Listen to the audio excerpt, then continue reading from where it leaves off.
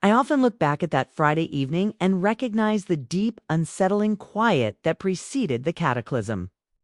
My life, Layla Vance's life, had become a canvas painted in muted, dutiful grays, the relentless demands of the accounting department, the metallic tang of lukewarm coffee, the ritualistic exhaustion that settled into my bones like damp air. It was a life lived by the clock, dictated by ledgers, devoid of the unexpected. I remember the severe ache behind my eyes after spending 10 hours reconciling figures that refused to balance. A fatigue so profound it felt like a dull, perpetual hum in my soul. I was driving home, preparing for the familiar, sterile silence of the condo, when the image of my threadbare trench coat snagged my attention. A small, mundane necessity that became the unlikely fulcrum of my entire existence. A simple need for a new coat led me to the expansive, brightly lit sanctuary of Willow Creek Mall. I rarely indulged in such spontaneous acts. Shopping felt like a distraction from the necessary business of being responsible.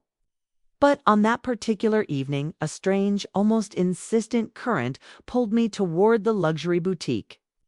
It wasn't merely the fatigue of the workday. 'Twas the accumulating, unspoken weight of my husband, Marcus's slow, deliberate withdrawal. For months, his presence had felt less like a partner and more like a polite, secretive house guest. Late nights were attributed to fishing trips or demanding client dinners. His answers to my questions were pared down to curt, emotionless fragments. I, in my blind faith and perhaps greater exhaustion, simply labeled it stress. It was a failure of observation I would soon pay for, but a crucial lesson in the art of partnership. A lie is never a single event. It is a prolonged, deliberate environment. Stepping into the boutique, the atmosphere was a soft, luxurious bubble, smelling faintly of silk and expensive leather. It was warm, a sharp contrast to the cold indifference I had grown accustomed to. I moved slowly past racks of garments, my focus drawn by an elegant navy trench, heavy and promisingly durable. It suggested a permanence, a quality of life I desperately craved. The assistant directed me to the fitting room's 3 stalls sequestered by thick beige velvet curtains. I slipped into the middle one. The lighting was unforgivingly bright, highlighting the tired lines around my eyes. But the coat, once on, felt solid, protective. I was turning to assess the drape in the mirror when the silence of my sanctuary was violated. It was a man's voice, loud, entirely too familiar, and dripping with an arrogant satisfaction that turned my blood to ice. He was in the stall immediately next to mine. "Stop it, baby. It's fine." "It's fine, you? She won't figure it out." The word struck with the physical force of a blow. My hand, midway to unbuttoning the coat, froze, suspended in a reality that was instantly splitting into 2. The man was Marcus. There was no doubt. I knew that cadence, that particular pitch of condescending assurance he reserved for situations where he believed himself to be superior. My heart began to drum a frantic, desperate rhythm against my ribs, choking off my breath. A cold, dreadful certainty began to bloom in the pit of my stomach, spreading outward like poison. He continued, his voice closer now, casual, conversational, entirely oblivious to the fact that his entire world was collapsing one thin wall away. "The loan is done, and the money's already on the card under her name, naturally. My credit is trash after that car incident, remember? But Layla's is spotless, clean as a whistle." The phrase "under her name" was a seismic shock. A loan?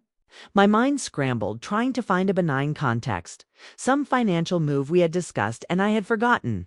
But the silence in my memory was absolute. We had discussed nothing. The word spotless echoed in the small room, a chilling testament to my decades of diligent financial discipline now being weaponized against me.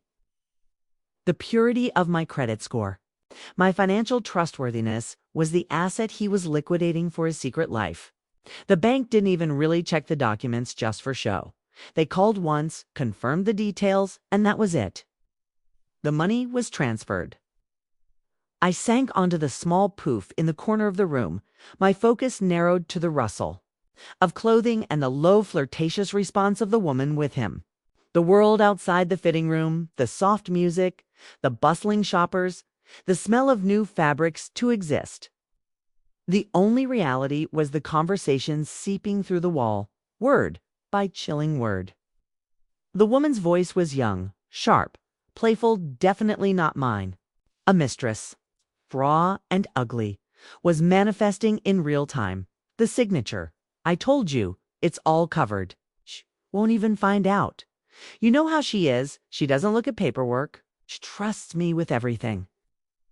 I slipped her a few documents to sign, told her they were some forms for my job. So she signed them without looking. His tone was not remorseful. It was one of triumph. A perverse satisfaction in having successfully executed a financial coup against the person who loved him. This was not a mistake. This was a calculated felony-level act of financial fraud.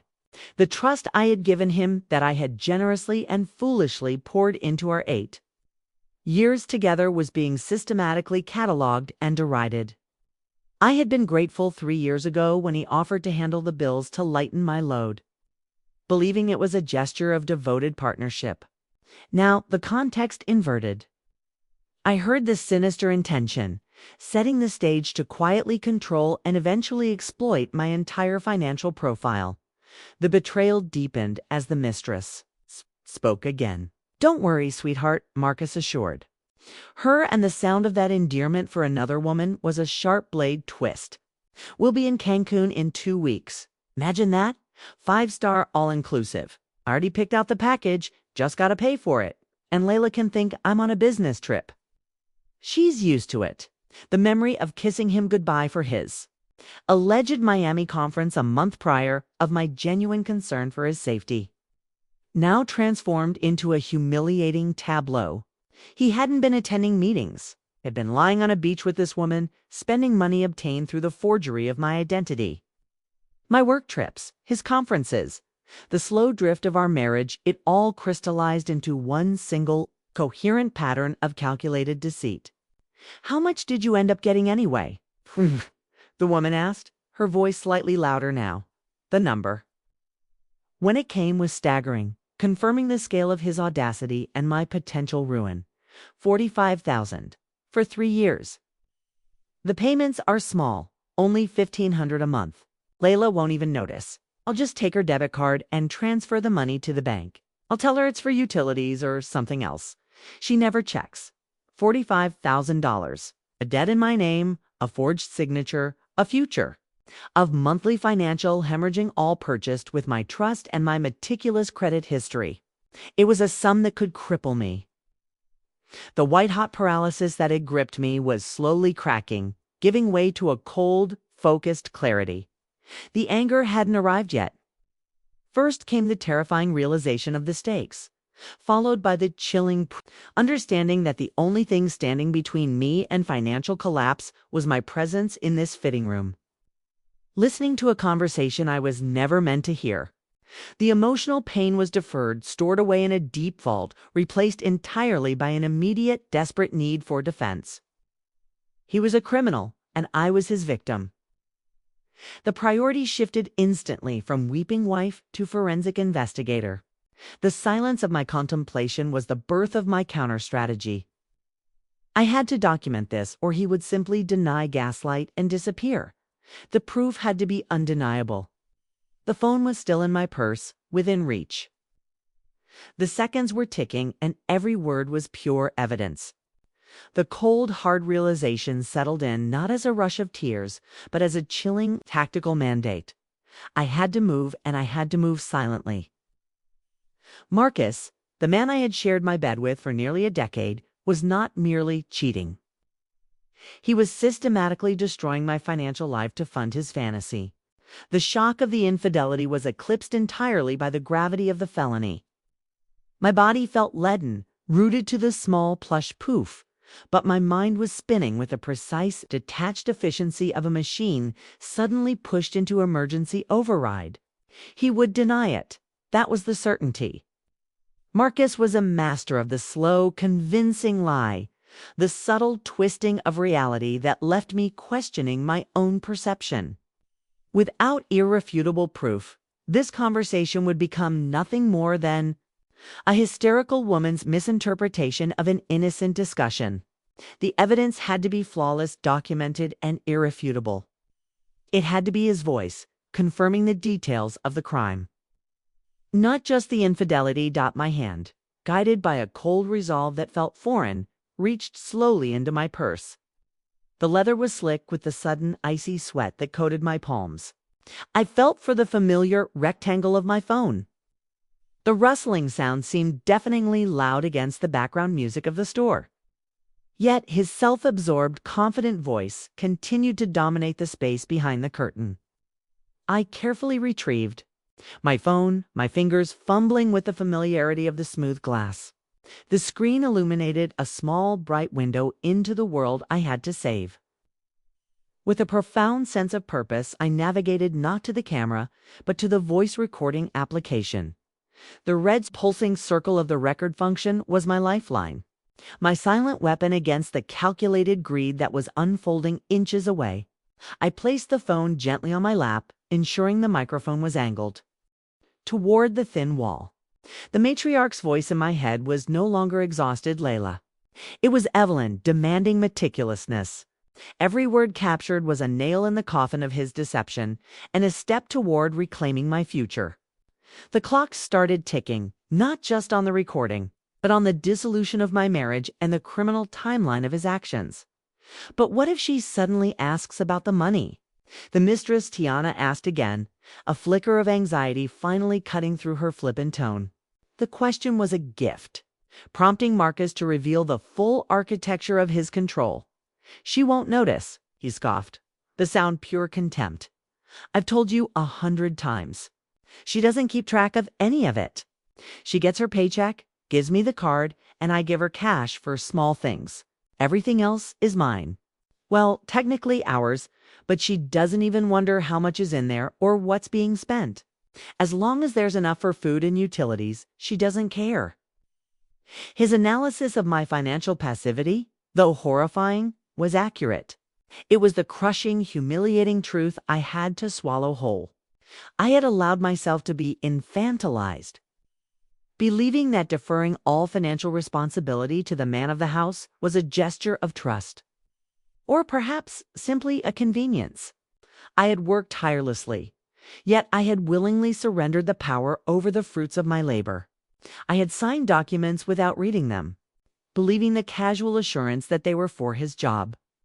I had traded vigilance for a false sense of security. And that failure was now enabling a fraud of colossal proportions. The recording ticked past the 2-minute mark. Every second felt like an eternity, yet I couldn't move. I needed more than just the lone confession. I needed the motive, the scope, the future planning. Fine, the woman's side, the anxiety returning. Just let's get everything done quickly. I'm tired of hiding in corners. I want to see you normally. I know, baby. Just hold on a little longer. After the trip, I'll talk to her. Maybe even file for divorce. It depends on how it goes. If I can split the condo fairly so I get the bigger share, then I'm definitely leaving. The word divorce landed with a chilling lack of emotional weight, treated merely as the final transactional step in his pre-planned exit strategy. But it was the phrase "split the condo fairly so I get the bigger share" that ignited a fresh, cold surge of fury. He wasn't planning an amicable separation. He was already maneuvering for a legal advantage, intending to twist the common law of communal property to steal a greater portion of the asset we had built together. His calculated greed knew no bounds. He was leveraging my good credit, stealing my money, and now planning to swindle me out of my half of the home. The audacity was breathtaking. You're serious. Tiana sounded delighted now. As serious as I can be, Marcus confirmed, his voice dropping slightly. The condo is in both our names, bought during the marriage. By law, it's 50-50, but I think I can maneuver it so I get 2/3. I just need to find a smart lawyer and play my cards right. He just needs to find a smart lawyer. That final piece of arrogance was the trigger. He believed he was smarter, that his deception was impenetrable, that his maneuvering would outmatch my ignorance.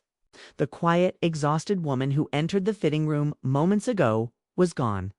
In her place sat a figure of silent, focused resolve. He wanted to fight. He wanted to play cards. I would show him the hand I was about to deal. The recording was almost complete, securing the full, unexpurgated confession of fraud, adultery, and premeditated property theft. The rustle of the adjacent fitting room curtains snapped me out of the paralyzing loop of his lies. They were done. They were leaving. The recording reached 2 minutes and 42 seconds before I decisively tapped the screen, stopping and saving the audio file. It wasn't just a file. It was the documented, time-stamped proof of a crime. My shield and my sword. The emotional meltdown was still postponed, pushed aside by the overriding tactical necessity. I rose slowly from the poof, my legs feeling strangely disconnected, like heavy columns of lead. I removed the navy coat, no longer interested in its protective permanence, and donned my old worn jacket. The change of clothes was a purely mechanical action. I was changing far more than my outerwear. I was changing my role. I gripped my purse, ensuring the phone was secured, and drew the velvet curtain back.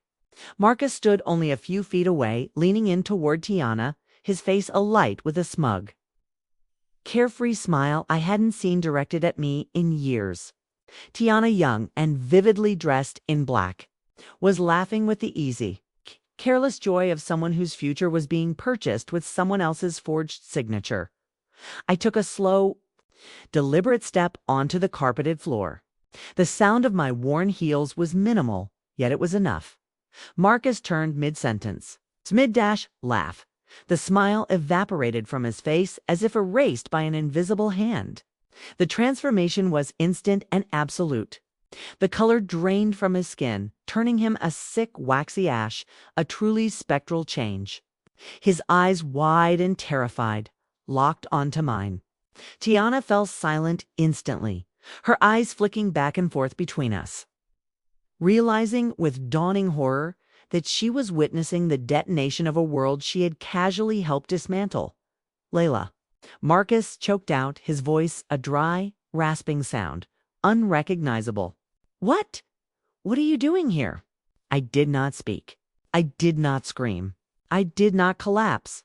The matriarch's voice was silent, allowing the simple, undeniable evidence to speak for itself. I slowly raised my phone, holding the illuminated screen so he could clearly see the saved audio file.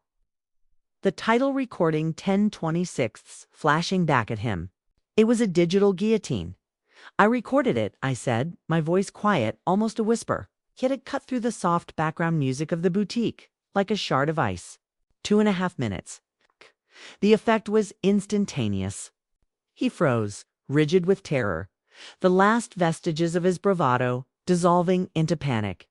He stammered a pathetic, meaningless question about what I had recorded, but the lie died on his lips. He knew. His shoulders slumped, the weight of his calculated crimes crashing down on him in a single, devastating moment. Tiana took a reflexive step back, her red lipstick mouth forming a perfect O of surprise, realizing the true nature of the mess she had stumbled into. She was only collateral damage. I didn't waste another second on him. I didn't wait for the pathetic plea, the denial, or the inevitable attempt at gaslighting. My purpose was to exit, secure my evidence, and begin the strategic retaliation. I turned my back straight, my feet carrying me with a renewed, decisive momentum. I walked past the stunned sales associate, past the racks of coats, through the automated doors, and into the cold evening air.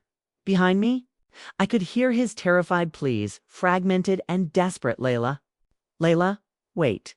It's not what you think. Let's talk. I did not pause. I did not look back. His voice was merely background noise to the powerful, crystalline silence in my own mind. I hailed the first taxi I saw, collapsing onto the back seat, instructing the driver to take me to the one place he would never think to find me, my sister Imani's house. It was only then, as the cab pulled away and the mall lights faded into the rain-slick city streets, that the profound, exhausting ache of betrayal was finally allowed to surface. The tears came silent and scalding, but they were the tears of a wounded soldier, not a defeated victim. The battle had just begun, and I had secured the first, decisive victory. The first step upon reaching Imani's was not comfort, but action. But before seeking solace, I instructed the driver to take me back to the condo. I had to secure the evidence Marcus spoke of. I used my key and locked myself in the quiet, desolate apartment. It felt alien, haunted by the ghost of the man who had lived there. I walked directly to his desk, my focus absolute, and located the hidden compartment he used for important documents. There it was, the sealed white envelope. I tore it open. The loan agreement lay before me. My name, my details, the staggering amount of $45,000. And at the bottom, the signature. It was close to mine, but upon close inspection, it was a clumsy, slightly heavy forgery. He had done it. I immediately located the bank's emergency line. My voice was surprisingly steady when I spoke to the operator, Layla Vance, the accountant, reasserting control. I stated simply, I need to verify a loan in my name and file a fraud report. When the operator confirmed the loan amount and the recent issue date just 3 days prior, the full weight of his immediate, deliberate criminality crushed me. He hadn't even waited a week. I am disputing this loan immediately, I told the bank representative, my voice now cold, clinical, and unwavering. The signature is forged. I will be at the branch first thing tomorrow morning to file the affidavit and submit to a handwriting analysis. I expect this debt to be annulled, and I expect this case to be handed over to law enforcement. The process was set in motion. The first domino had fallen. Now, I packed the gym bag with essentials, the loan document, my ID, and the phone containing the 2.5 minutes of audio, and walked out of the condo for the last time. I was going to my sister, not for comfort, but for my legal war room. The world outside the taxi windows was a blur of streetlights and rain. But the confusion was no longer external. It resided within the confines of the 4-door sedan. A silent, exhausting warfare waged in the space between my ears. I sat gripping the small gym bag containing the artifacts of my exploded life. My ID, a spare set of... The exit, the immediate bank call. Most people freeze. You started building your case. He underestimated my need for justice, I replied. The matriarch's voice in my head finally gaining full, cold authority. He thought I was just the tired wife. He forgot I am also the accountant, trained to follow the paper trail and report the fraud.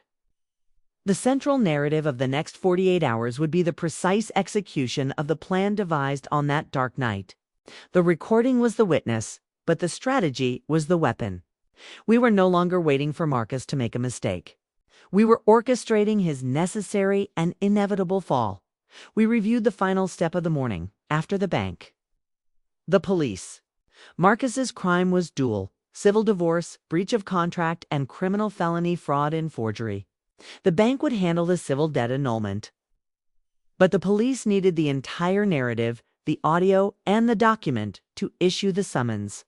We anticipated his immediate questioning, his attempt to plead ignorance.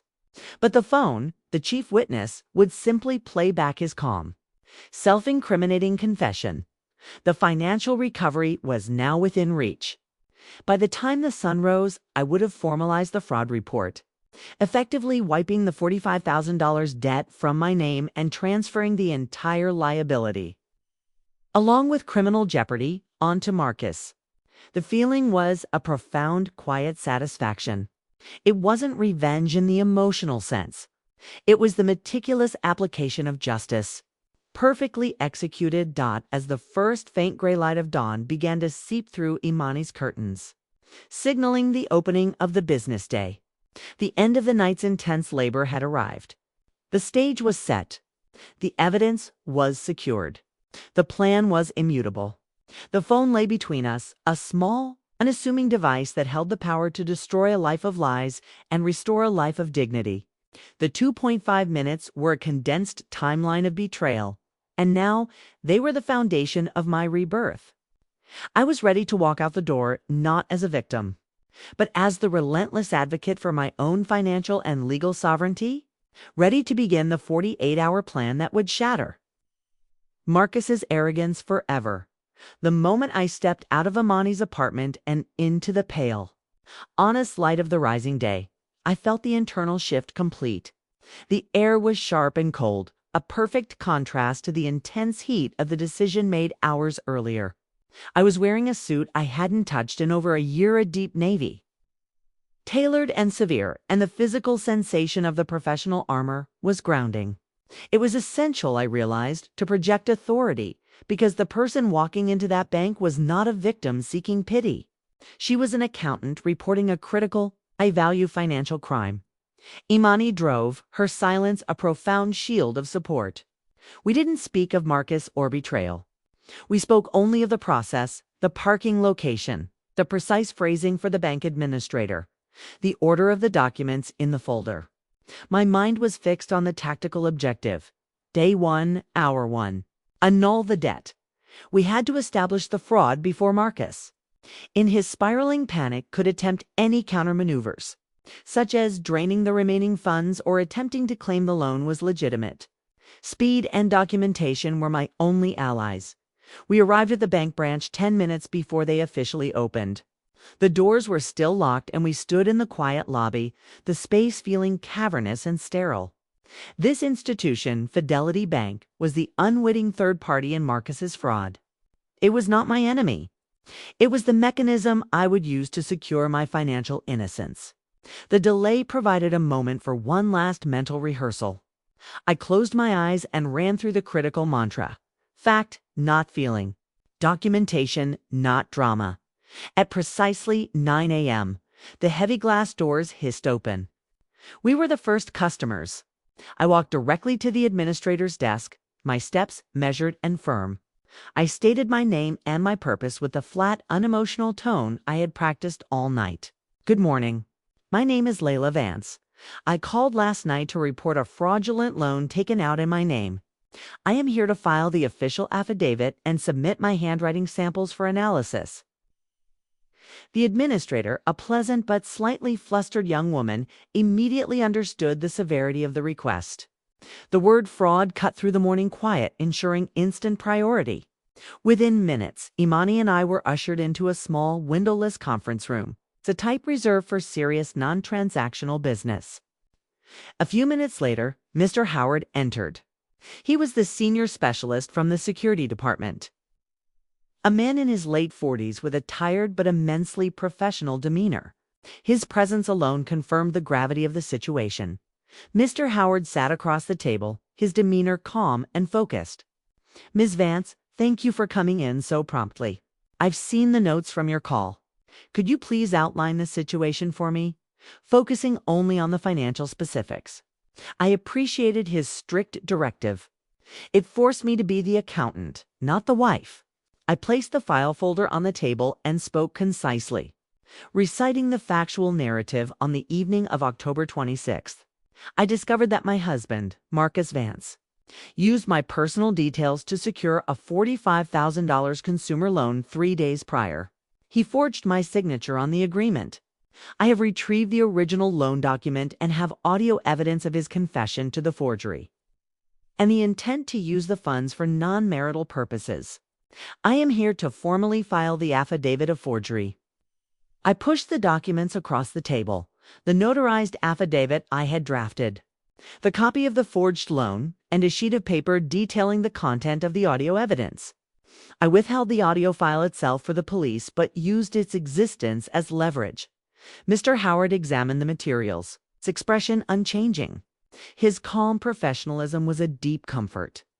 It confirmed that this was a process, a procedure, entirely detached from the emotional chaos Marcus had intended to inflict. Understood? Ms. Vance, this is indeed clear-cut fraud, falling under our corporate policy for annulment, contingent upon a verified handwriting analysis. We will need your official statement and, critically, several samples of your original, undisputed handwriting for our expert to compare against the loan document. The process of providing the samples was strangely cathartic. I spent 10 minutes filling pages with my signature, repeating the unique loops and angles of my natural hand. Each stroke was a reaffirmation of my identity, an assertion of the control Marcus had tried to steal. This small act of writing felt monumentally important. It was the quiet, precise weapon that would destroy his clumsy forgery. The purity of my true signature was the antithesis of his lie. Mr. Howard sealed the documents, the forged agreement, the affidavit, and my samples in a secure, marked envelope. The meticulousness of the bank's internal procedure was reassuring. This wasn't going into a stack of paperwork. This was entering the high-priority pipeline of their fraud department. The analysis, Mr. Howard explained, his voice low and formal, usually takes between 5 and 7 business days. However, given the nature of the claim and the supplementary evidence you've described, we will expedite. We will contact you immediately once the expert confirms the forgery. Upon confirmation, the loan is annulled and all accrued interest will be waived. The bank, as the victim of the fraud, will then initiate its own recovery process against Mr. Vance. That single word, annulled, was the immediate, tangible reward for the previous night's disciplined planning. The $45,000 debt, the crushing liability Marcus had tried to burden me with, was symbolically lifted from my shoulders. The bank was now my silent, powerful ally, compelled by corporate policy to reverse the financial theft. The waiting period, however, was inevitable. 5 to 7 days of uncertainty stretched before me. But the crucial first step had been taken.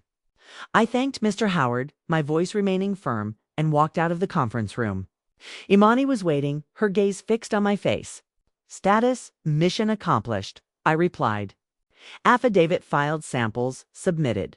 The debt is contested. Now we pivot. We have used the bank to secure the debt annulment. We now use the state to secure the criminal accountability." The pivot from the financial institution to law enforcement required a different mental adjustment. The bank was concerned with assets. The police were concerned with crime. Our destination was the central precinct. And the objective was to file a criminal complaint of felony, forgery, and intent to defraud. The drive to the precinct was short, but the atmosphere was dramatically different. The bank was quiet, cushioned, and corporate. The police station was busy, loud, and felt inherently confrontational. We passed through security, were directed to the second floor, and were soon sitting in a small, cramped waiting area.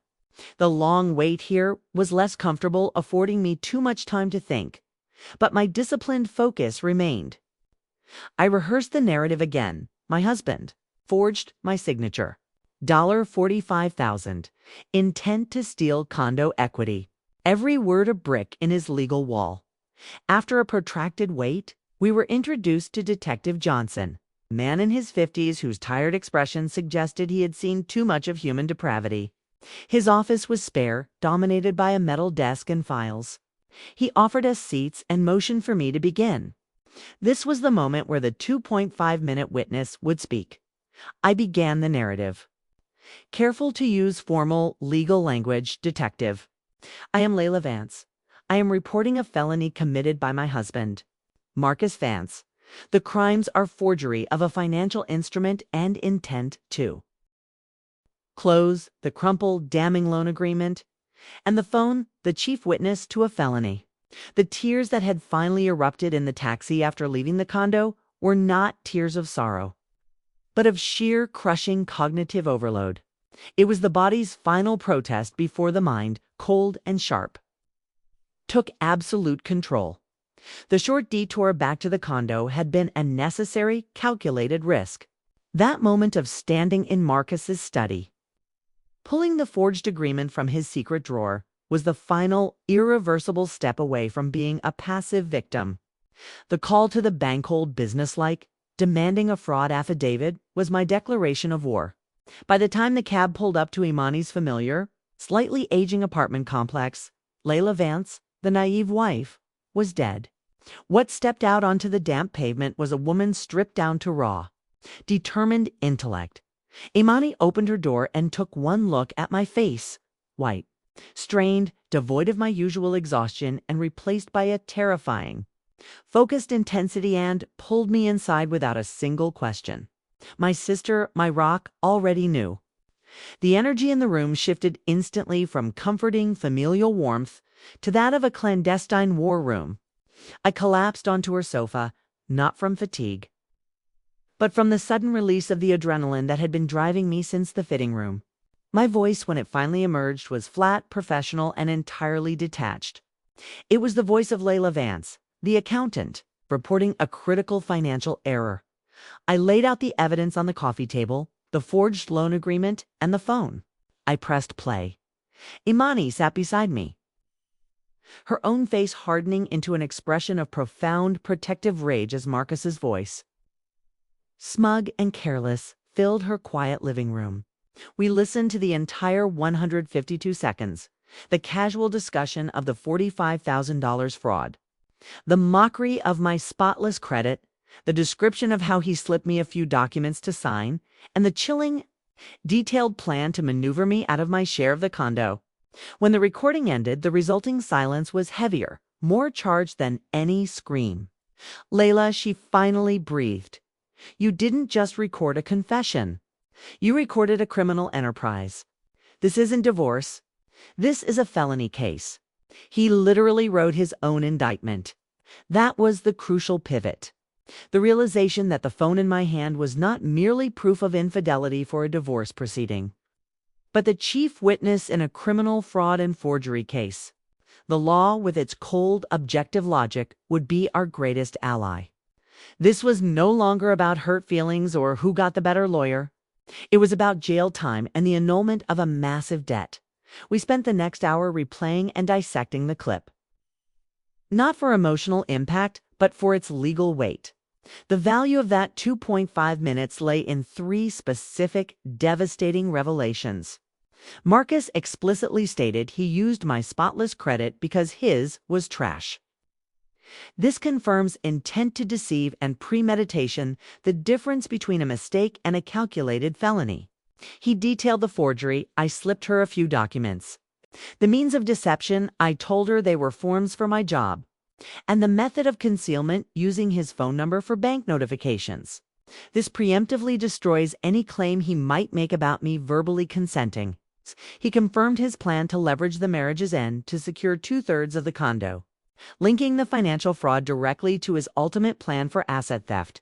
It was a perfect piece of evidence, a narrative masterpiece of self-destruction. The Matriarch's wisdom dictates that in moments of crisis, the highest form of self-advocacy is meticulous documentation. Marcus, in his arrogance, had provided it all, but the recording was only one half of the equation. We turned our attention to the loan document I had retrieved from the condo. I laid the white envelope on the table, extracting the official binding agreement. The bank logo, the high interest rate, the repayment schedule of $1,500 monthly, it was all terrifyingly real. My signature, the one Marcus had tried to mimic, was the weakest part of his crime. We compared it to my marriage license signature and my passport. The difference was clear, subtle enough to fool a tired clerk, but obvious to a professional. The letters were slightly heavier, the flourish at the end of my name too aggressive. It lacked the natural hesitation of my own hand.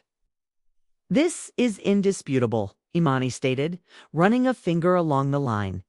A handwriting expert will confirm this in an afternoon. This document, combined with your recording, doesn't just annul the loan, Layla, it indicts him. The depth of Marcus's deceit was staggering. For years, I had believed his claims of struggling with his old business debts, offering sympathy and encouragement. Now, I understood those debts were merely the motive for robbing me. He hadn't been burdened. He had been calculating. He had seen my loyalty not as a gift, but as a resource to be plundered. The pain wasn't just in the fact of the betrayal, but in the calculated contempt he held for my intelligence. He truly believed I was too stupid or too trusting to ever look behind the curtain. As the deep night hours pressed in, Imani and I began to transition from analysis to planning. The initial shock had been replaced by a focused, sustained energy. We brewed strong coffee and pulled up legal resources on Imani's laptop. My background in corporate accounting proved invaluable. I knew the language of fraud, the procedures for filing a financial crime report, and the difference between civil and criminal litigation. The priority was not the divorce, which was inevitable, but the immediate annulment of that $45,000 debt. The loan was 3 days old. The quicker we acted, the fewer hurdles we would face. I detailed the steps for Imani, essentially walking her through the corporate process. I now had to execute on my own behalf the bank affidavit. I needed to physically appear at Fidelity Bank, present my ID, and swear a legal affidavit that the signature was forged and the loan was taken without my knowledge or consent. This affidavit would be the trigger for the bank's internal fraud investigation and the crucial handwriting analysis. This one document would formally transition the debt from my liability to Marcus's criminal offense. I began drafting the skeleton of the statement on Imani's notepad, ensuring the language was meticulous and legally sound. Securing evidence. The audio file needed backup. We transferred the recording to Imani's secure cloud drive and burned it onto a USB stick, triple backing the chief witness. We photocopied the loan document and my passport signatures multiple times. In a complex legal fight, redundancy is protection. Preparing the narrative. The script for the next day's conversations had to be simple, factual, and devoid of emotion. I was not a grieving wife. I was a victim of financial crime. I had to report the facts. My husband forged my signature on a loan of $45,000 on October 23rd. And I have audio evidence confirming his intent and method. This clear, professional narrative would ensure the bank and later the police took the matter with the requisite gravity. We talked through the specifics of Marcus's deceit again, trying to anticipate his defense. He would certainly try to claim I signed a blank document or that I had verbally agreed. But the audio evidence destroyed that defense immediately. He confirmed he slipped her a few documents and told her they were for my job. This was classic textbook deception, not a simple misunderstanding. It was a calculated breach of fiduciary trust. A higher-level crime within the context of marriage. Imani, who worked in the travel sector, added a chilling layer of detail to the Cancun trip. She pulled up the luxury resorts and realized $45,000 wasn't just for a trip and a dress. It was enough to sustain his lavish lifestyle for months, while establishing his independent financial base. Paving the way for the divorce. His plan wasn't just to steal a vacation. It was to use my financial stability to secure his long-term freedom with Tiana. The full scope of his selfish planning was monumental. As we meticulously compiled the document, I realized the deeper lesson of the Matriarch. Trust without transparency is merely negligence. I had been negligent with my own future, believing that love protected me from financial scrutiny. I had learned a devastating, expensive lesson, but this evidence, 2.5-minute witness, was the instrument of my redemption. It was the tool that would not only erase the debt, but force the accountability he was trying to evade. The night passed in a focused rush of paperwork and strategic discussion, transforming heartbreak into actionable revenge. The only enemy now was the rising sun and the impending opening of the bank doors. The clock on Imani's stove ticked past 4 a.m. Outside, the city was still submerged in the deepest hours of the morning, but in her living room, we were buzzing with a strained, focused intensity. The pile of documents, the bank affidavit draft, the photocopy of the forged loan. The triple-backed audio evidence was a small monument to the night's labor. Suddenly, my phone vibrated silently on the table. It was an unfamiliar number. Then another, and another. Marcus had realized I had blocked his main line and was frantically attempting to reach me from various burners, probably supplied by Tiana or a panicked friend. I refused to answer. The rule was established: no communication outside of official channels. Any conversation now would only serve his attempts to manipulate, minimize, or coerce. The time for talking was over. The time for filing was approaching. We took a small break, sipping the no-cold coffee. Imani put her hand on mine, not with pity, but with respect. "You handled this perfectly, Layla." The recording. Defraud. "I have compiled the full evidence for your immediate review."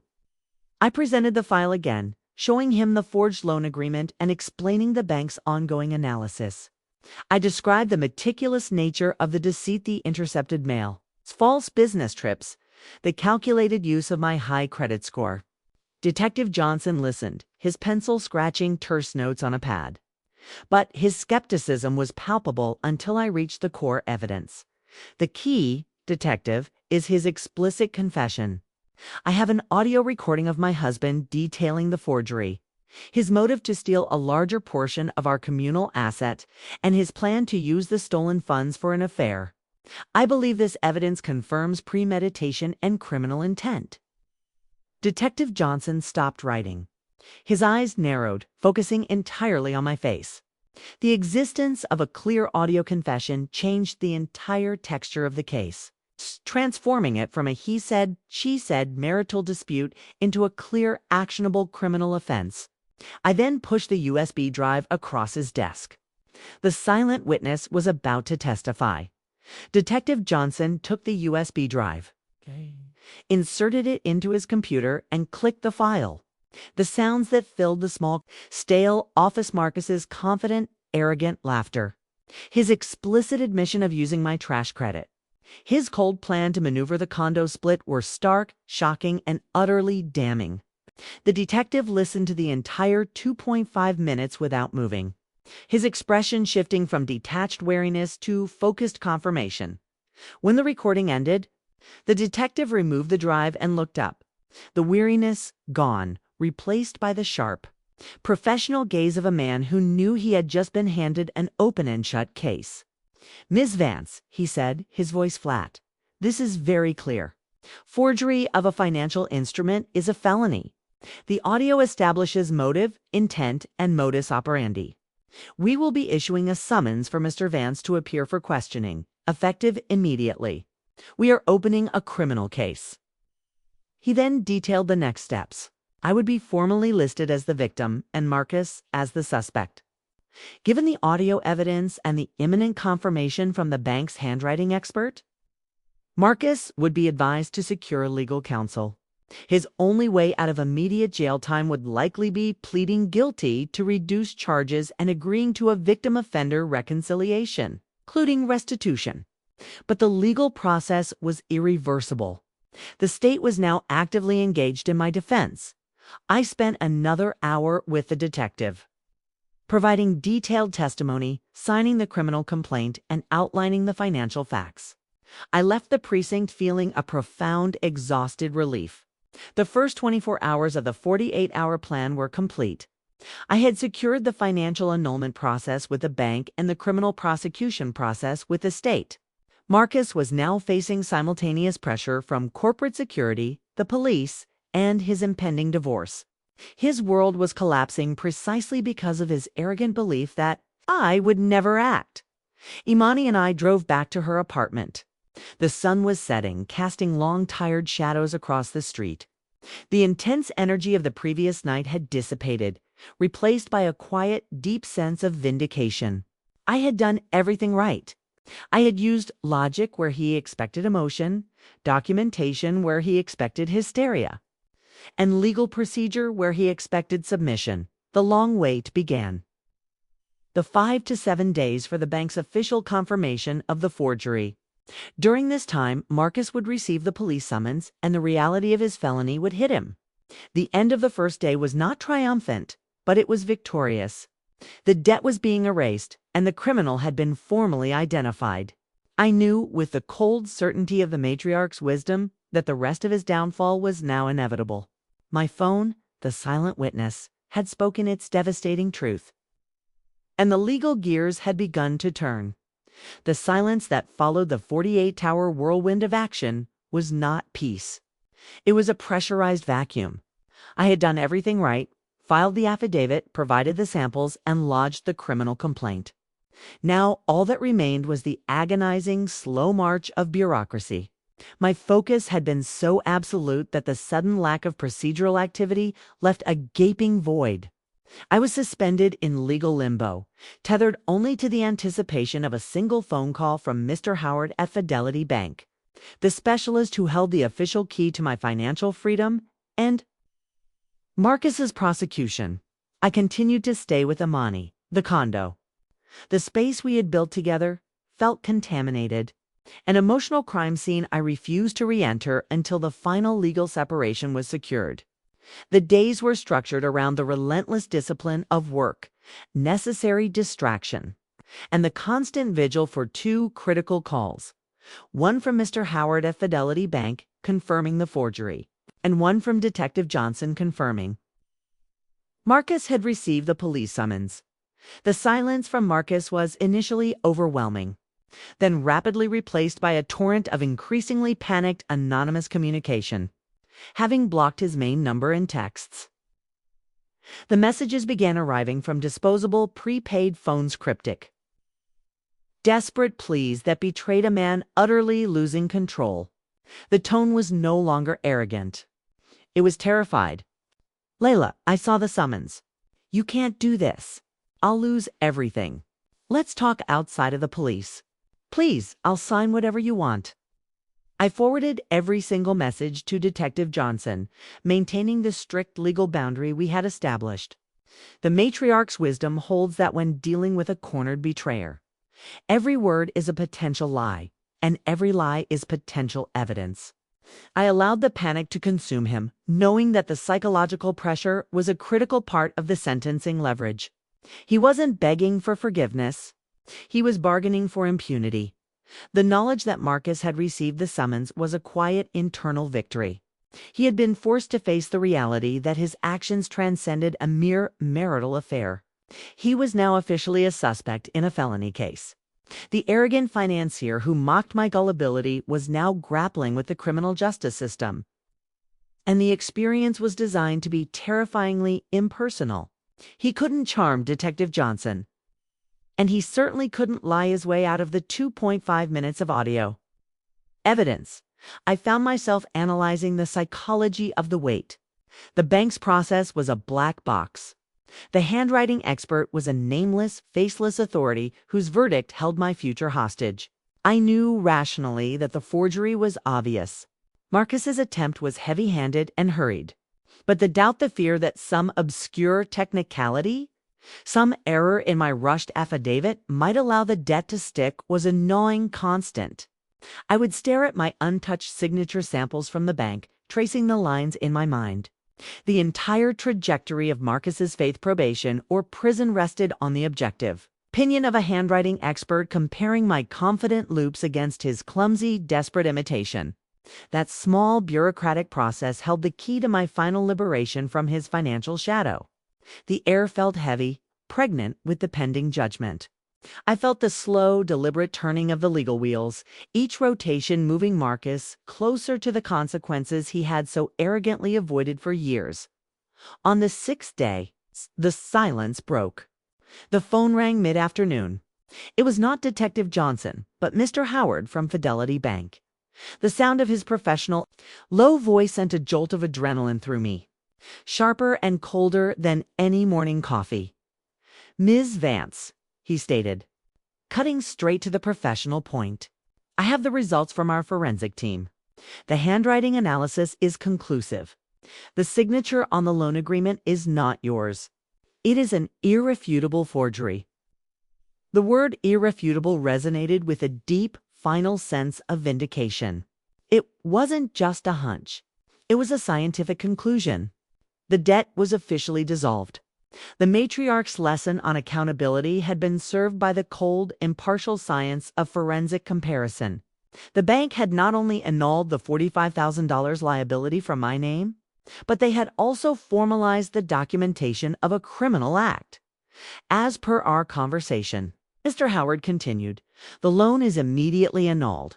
All records pertaining to the debt have been purged from your profile. We are simultaneously submitting the final report, citing confirmed forgery and intent to defraud, to the local police precinct and the county prosecutor's office this afternoon. The file is no longer internal. It is a matter of state prosecution." I thanked him, the words steady and firm, but the receiver felt heavy in my hand. I walked into the kitchen, Imani watching me intently. "They confirmed it," I whispered, allowing the smallest hint of relief to surface. The forgery is irrefutable. The debt is annulled. The file is now a state prosecution. The emotional significance of that confirmation was overwhelming. It meant financial independence was secured. The looming shadow of $45,000 in false debt. The worry that Marcus might somehow twist the case or force me into repayment was gone. That particular nightmare was extinguished by the scientific proof of the forensic expert. My reputation, my spotless credit, the very asset Marcus had tried to exploit, was fully protected. The validation from the bank served as the final accelerant to the criminal case.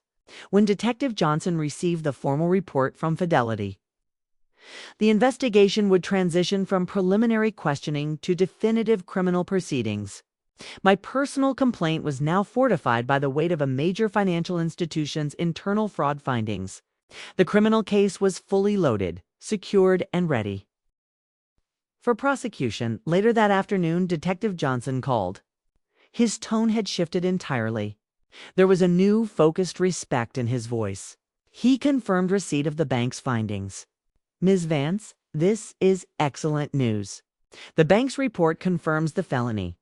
Mr. Vance will be advised to seek immediate legal counsel. We'll be filing the charges this week. I need to meet with you to discuss the final phase, the sentencing process, and the matter of restitution. The discussion of sentencing brought the reality of Marcus's downfall into sharp, painful focus. We were no longer talking about paperwork. We were talking about a man's freedom. The meeting with Detective Johnson the following day was solemn and precise.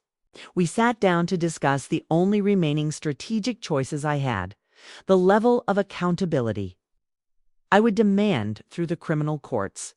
Detective Johnson explained the prosecutor's likely path. Given the clear evidence, the irrefutable forgery, and the audio confession, Marcus's only realistic option was to plead guilty. To reduce the charges and avoid a lengthy trial and the maximum sentence of several years in prison. The likely outcome, the detective summarized, is a victim-offender reconciliation. Mr. Vance pleads guilty to reduced felony charges which will remain on his record, and in exchange, he is sentenced to probation rather than immediate jail time. Critically, this agreement will include a court order for restitution for the emotional and legal damages you incurred. The thought of Marcus being imprisoned offered a fleeting, vengeful satisfaction, but the matriarch's wisdom dictated a focus on maximal long-term advantage, not emotional short-term retribution. Prison would render him incapable of ever paying back the restitution or contributing to the eventual asset split. Probation, coupled with a court-ordered financial penalty, offered permanent accountability and tangible compensation. I confirmed my strategic choice. I will agree to the victim-offender reconciliation, provided the agreement stipulates the maximum possible $10,000 restitution for damages, and he receives the maximum term of probation for a felony of this nature. I wanted the money, but more importantly, I wanted the permanent shadow of the felony conviction and the 2 years of stringent oversight that probation demanded. He would live under the constant scrutiny of the state, profound and lasting form of accountability for his arrogance. The detective nodded, confirming the strategy. The restitution money would serve two purposes: compensation for the intense emotional distress, and reimbursement for the early legal and administrative fees I had paid. It was not just an apology. It was a mandatory financial penalty. The criminal case was finalized. The bad marriage had officially culminated in a state-level felony prosecution. Marcus's world was now officially governed by the legal machinery I had set in motion. He was facing a guilty plea, a criminal record, 2 years of probation, and a mandatory $10,000 debt to my all because of 2.5 minutes of tape. And his own boundless arrogance. The only thing left was the final inevitable court proceeding, securing the promised hammer of restitution. The transformation was complete, from vulnerable wife to strategic plaintiff. Using the tools of the law to achieve comprehensive justice, the stage was set for the final financial showdown. The news of the confirmed forgery and the subsequent dipseer, and the subsequent felony charges against Marcus did not bring elation. It brought a cold, settled finality. The criminal process was secured. But the practical process of separating my life from his contamination was still unfinished. The greatest asset we shared, the condo purchased during the marriage. The space he had planned to steal 2/3 of remained the last financial tie to be cleanly severed. I had filed the divorce petition after leaving the precinct, but the physical separation was a deeper, more profound act of reclamation.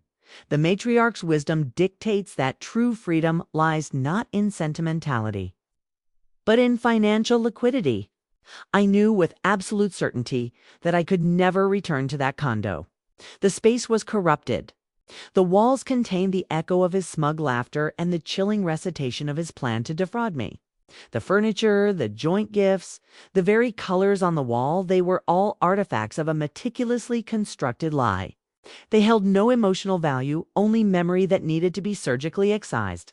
I discussed the necessity of the cold exit with Imani one evening, tracing the floor plan of the condo on a notepad.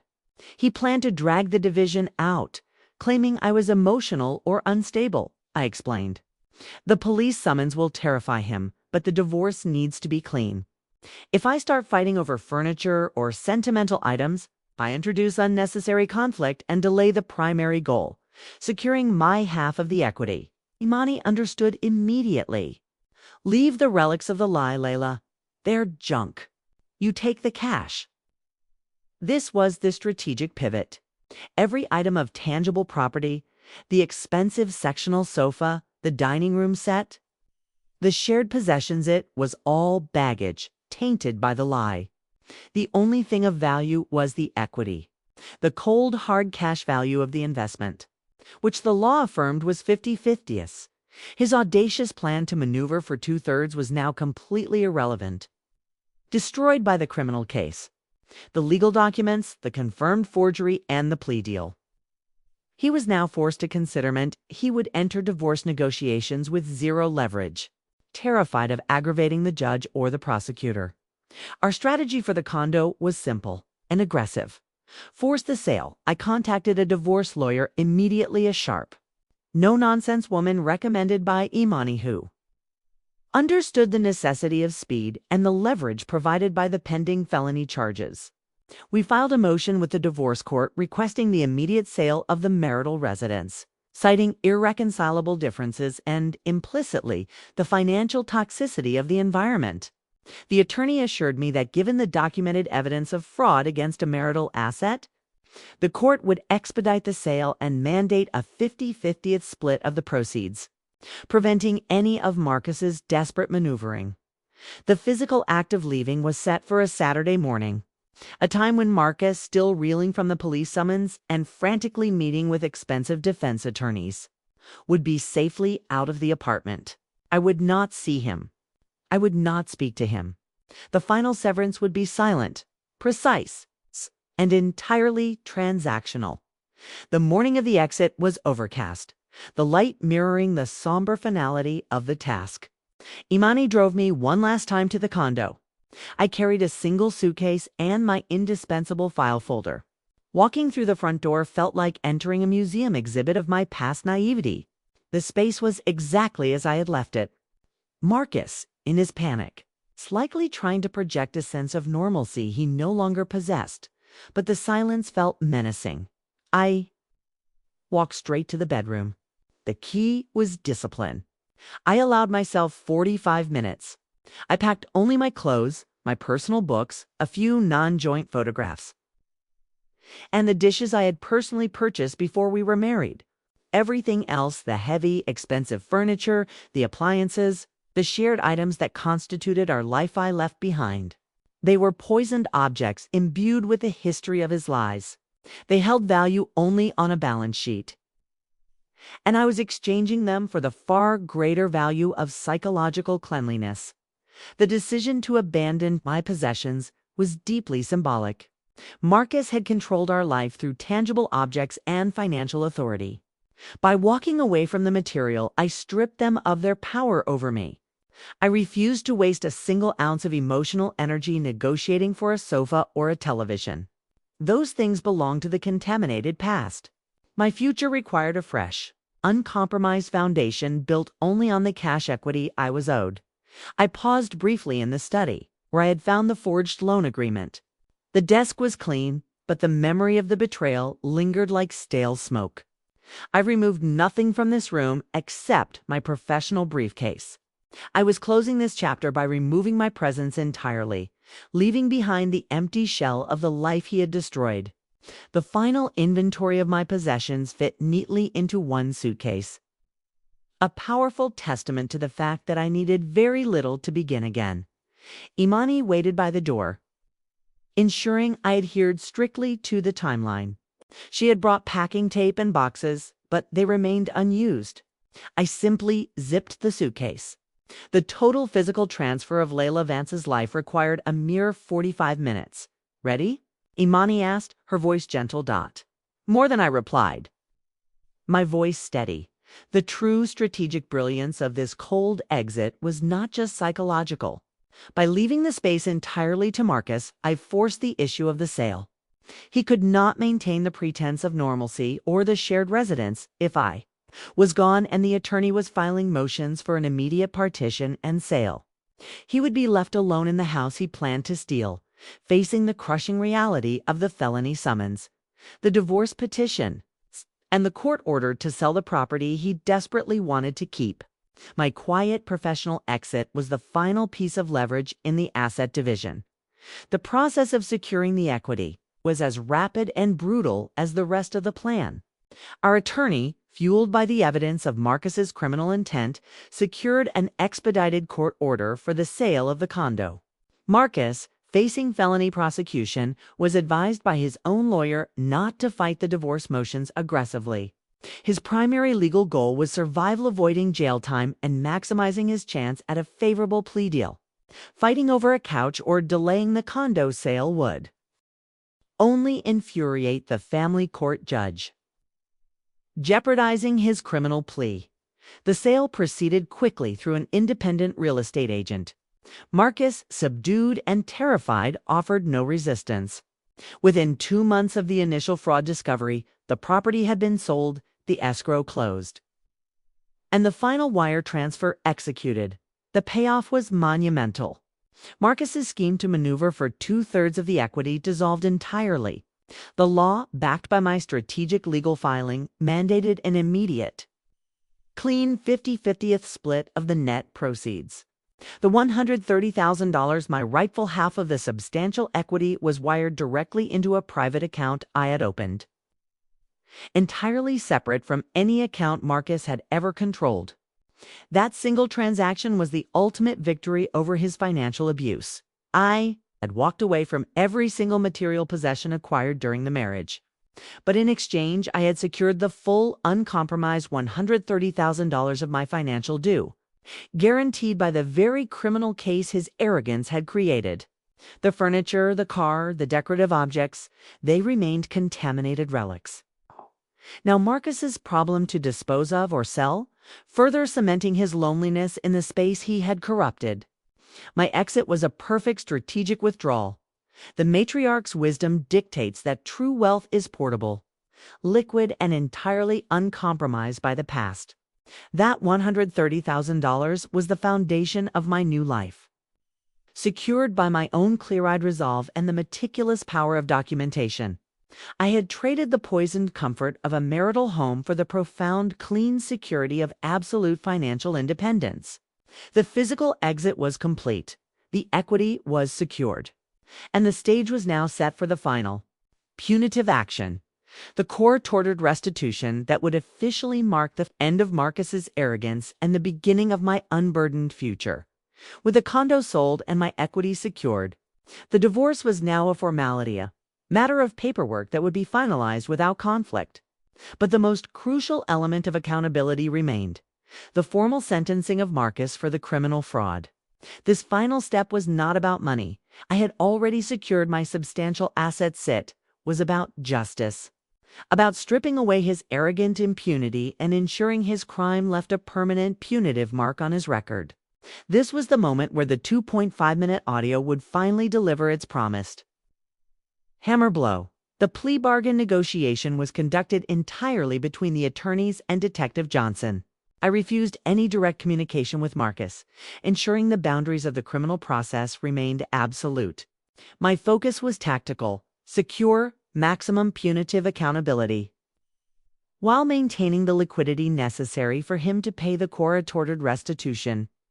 Prison would be emotional retribution, but probation with financial penalties was strategic dominance. Marcus, facing the incontrovertible proof of the irrefutable forgery and his own recorded confession, had only one path to survival: the victim-offender reconciliation plea. His expensive defense lawyer, knowing a full felony trial was unwinnable, advised him to accept the punitive terms. The state, having achieved its primary goal of annulling the $45,000 loan, was satisfied with a criminal record and supervised accountability rather than the cost of a protracted trial. The decision was purely transactional. Driven by the cold realities of Marcus's legal jeopardy, I signed the agreement for the plea deal, outlining my non-negotiable terms. I demanded the maximum allowed felony probation period, 2 years, and the maximum court-mandated restitution payment for the emotional, administrative, and legal distress I had suffered, $10,000. This wasn't compensation for the loan. It was a forced financial acknowledgement of his criminal guilt, a direct, mandatory payment to the victim he had mocked and attempted to destroy. The atmosphere in the courthouse on the day of the plea hearing was sterile and quiet, a profound contrast to the explosive betrayal that had brought us there. I sat with Amani, remaining distant from the proceedings, watching the transaction unfold with a detached, clinical gaze. Marcus, drawn and clearly terrified, stood before the judge. He was no longer the smug financier. He was a defendant facing the consequences of his boundless arrogance. His defense attorney formally submitted the plea, guilty to the reduced felony charge of financial fraud and forgery. The word guilty resonated with a profound final authority. It erased all doubt, all denial, all of his past attempts at gaslighting. It was the official, legal confirmation of my truth. The Matriarch's lesson was served. The system works when the evidence is irrefutable and the plaintiff is disciplined. Marcus was officially and irrevocably branded a felon. The judge reviewed the terms of the victim-offender reconciliation. His voice measured and severe. He spoke of the serious nature of the crime, the breach of trust, the calculated financial abuse, and the attempt to steal identity. Marcus stood motionless, head bowed, the weight of the court's judgment crashing down on him. The judge then read the sentence, confirming the punitive accountability I had demanded, pursuant to this plea agreement. The court finds the defendant, Marcus Vance, guilty of financial fraud. The defendant is hereby sentenced to 2 years of felony probation and is ordered to pay the victim, Layla Vance, $10,000 in restitution for damages, payable over a 3-month period. The sentence was the final, definitive hammer blow. Probation was not freedom. It was 2 years of constant, humiliating surveillance. Marcus would be forced to submit to routine checks, would face limitations on travel, and, most crucially, would have the threat of immediate incarceration hanging over his head if he violated any term, including the timely repayment of the restitution. His life was no longer governed by his own financial schemes, but by the strict dictates of the state probation officer. The $10,000 restitution was the final, direct financial consequence. It wasn't merely a debt. It was a quartered acknowledgement of his guilt and the damages I sustained. The Matriarch's triumph lay in the fact that Marcus was now legally obligated to fund the emotional recovery of the victim he had tried to ruin. He had to finance my fresh start, one required payment at a time. The money was a mandatory financial apology, a permanent marker of his criminal failure. Leaving the courthouse, I felt a deep, quiet sense of vindication. I hadn't sought revenge. I had secured justice. I hadn't succumbed to rage. I had used procedural discipline. Marcus had tried to dismantle my life through deceit. I had rebuilt my future through relentless legal action. I had protected my credit and annulled his fraudulent debt, secured my $130,000 equity, and now I held a court order for a mandatory $10,000 payment supervised by the state. The score was definitively settled. The psychological impact of the restitution order was profound. Every transfer would be a forced, humiliating reminder of his criminal failure. He would be unable to move on, unable to forget, because the state had mandated his continued financial interaction with the woman he had betrayed. The burden of his guilt was now literal, quantifiable, and subject to official supervision. The restitution payments began arriving precisely on time. 3 installments over the mandatory 3-month period. The notifications arrived as sterile, official bank transfers, few devoid of any personal message or explanation, precisely as the court intended. The first deposit, a transfer of $3,333.33, felt not like a gift, but like a dividend of justice. I immediately deposited the funds into my secure, separate savings account, earmarking it specifically for my planned future investments. I felt no elation upon receiving the money, only a cold, profound satisfaction. The funds represented the forced liquidation of Marcus's arrogance. They were the tangible proof that his attempt to destroy my life had only resulted in him being mandated to pay for my recovery. The Matriarch's wisdom holds that when forced financial consequences are delivered, the accountability is permanent and undeniable. The total cost of Marcus's arrogance was catastrophic. He had lost the entire $45,000 fraudulently obtained loan money, which was now the bank's problem to recover from him. He had lost his attempt to steal the condo equity. He now carried a felony conviction, faced 2 years of stringent probation, and owed me $10,000 payable under state supervision. The sheer magnitude of his self-destruction, all stemming from 2.5 minutes of tape, and his own boundless conceit, was breathtaking. My victory was total. I had walked away financially unburdened, debt-free, with my equity secured and compensated for the distress of the ordeal. The criminal, stripped of his assets and his impunity, was left alone in the aftermath of his self-inflicted ruin. The cold, focused discipline of my legal strategy had paid off, yielding a result that was 10,000% more effective and punitive than any emotional confrontation could have ever achieved. The closure of the criminal case and the finality of the divorce decree, which had been finalized shortly after the plea, meant the last remaining legal thread tying me to Marcus was severed. I was free. Free from the debt, free from the shared property, free from the lies, and compensated for the pain. The stage was now clear for the final, most important phase of my journey: rebuilding my life, reclaiming my narrative, and finding a life built on true, honest partnership. The moment the final wire transfer of the restitution landed in my account, sealing the criminal case, the relief was profound. But true liberation, I knew, was not found in the court decree. It was found in the absolute, meticulous severing of every hidden financial thread that Marcus had ever controlled. He had leveraged my trust and monitored my assets for years, hiding behind the guise of the attentive husband.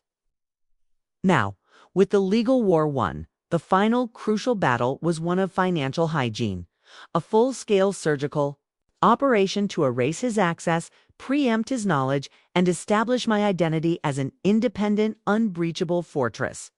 This was not a task for my lawyer. This was a personal mandate, a sacred ritual of self-governance.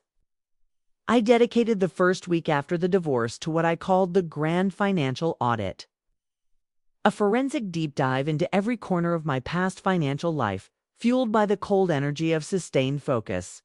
I approached the task not as a victim, but as a seasoned corporate auditor reviewing the books of a known fraudulent entity.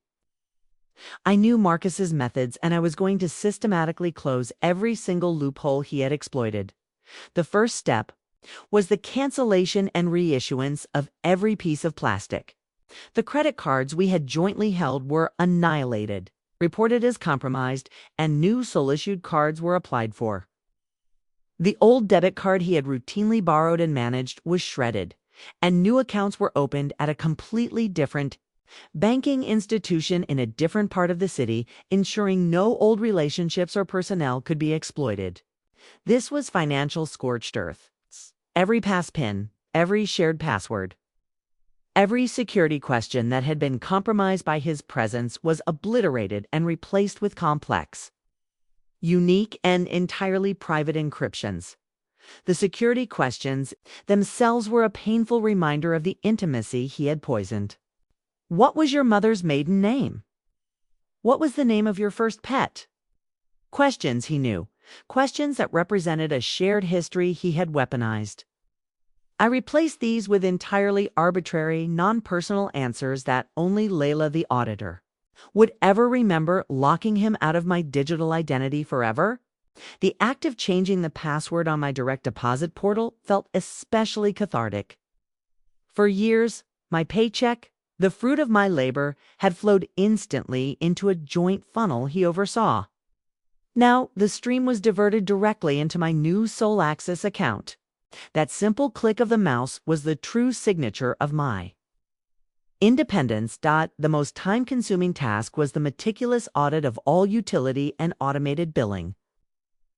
Marcus had controlled the entire domestic flow: the electric bill, the internet service, the gas account, claiming it was to spare me the hassle.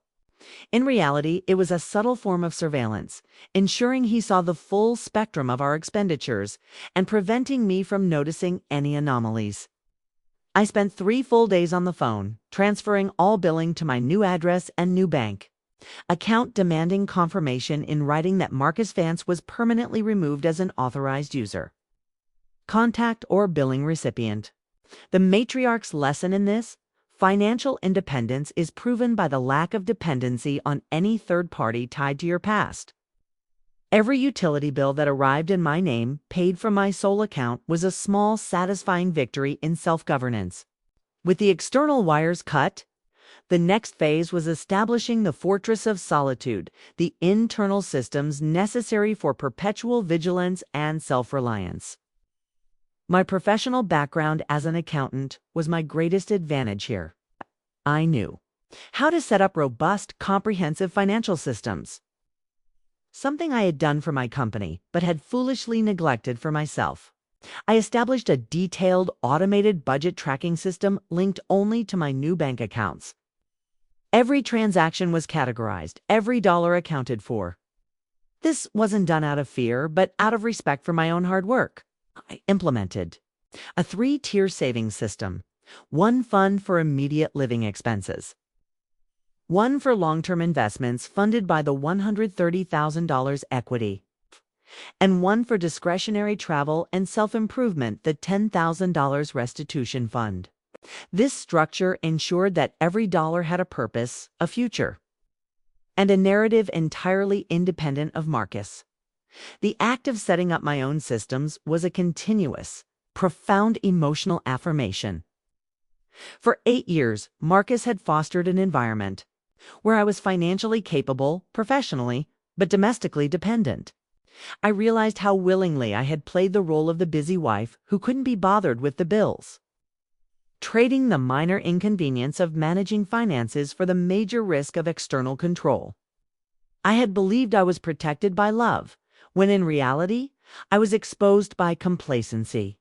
The new structure mandated a monthly ritual of vigilance and review. I set aside a Saturday morning every month to review every bank statement, every credit report, and every investment statement.